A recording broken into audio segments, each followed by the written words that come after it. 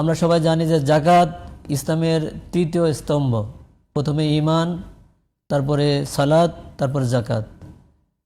তো আল্লাহ রাসূল সাল্লাল্লাহু আলাইহি সাল্লাম এভাবেই তিনি মুআয ইবনে জাবালকে যখন ইয়ামানে পাঠিয়েছেন, বলেছেন প্রথমে ঈমানের দাওয়াত দিবে, যদি ঈমান গ্রহণ করে তাহলে তাদেরকে সালাতের কথা বলবে, সালাত আদায় করলে তাদেরকে যাকাতের কথা বলবে। যাকাত ইসলামের তৃতীয় স্তম্ভ।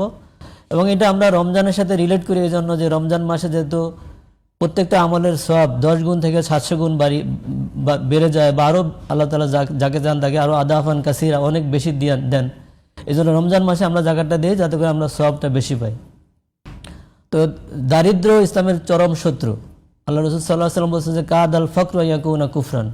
ইসলাম মানুষকে স্বাবলম্বী করার জন্য, ধনী করার জন্য বিভিন্ন উপায় গ্রহণ করেছে। তার মধ্যে মানুষকে প্রথমে কাজ করতে বলেছে, বসে না থেকে কাজ করতে বলেছে।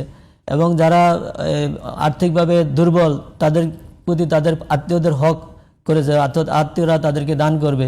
কুলমা আনফাকতুম মিন খাইরিন ফালিল ওয়ালিদাইন ওয়াল আকরাবিন। অর্থাৎ পিতামাতা এবং নিকট আত্মীয়দের জন্য কাজ করা, দান করা বা তাদের পাশে গিয়ে থাকা, এটা হলো সবচেয়ে বড় ইবাদত। তো এইটা করেছে। এরপরে যদি কারো কোনো সমস্যা হয়, ইনফাক ফি সাবিলিল্লাহর কথা বলেছে। এত সকল বিষয়ের মধ্যেও যদি কারো একান্ত মানে আর্থিকভাবে দুর্বল হয়ে যায়, তাদেরকে সলভেন্ট করার জন্য রাষ্ট্রীয়ভাবে ইসলাম যাকাতের ব্যবস্থা করেছে। এবং আল্লাহ রাসূল সাল্লাল্লাহু আলাইহি ওয়াসাল্লাম মুআয ইবনে জাবালকে যখন ইয়ামানে পাঠিয়েছেন, তখন তিনি তাকে বলেছিলেন যে তুমি তাদেরকে যে বলবে যে আল্লাহ তাদের উপর যাকাত ফরজ করেছেন, তুখাযু মিন আগনিয়াহিম ফাতুরাদ্দু আলা ফুকারাইহিম, যাকাত ধনীদের কাছ থেকে গ্রহণ করে দরিদ্রদের মধ্যে বন্টন করা হবে। যাকাতের ফিলোসফি এটা যে দরিদ্রতা যাতে করে দরিদ্র না থাকে। এবং ইসলামী অর্থনীতির এটাও ফিলোসফি।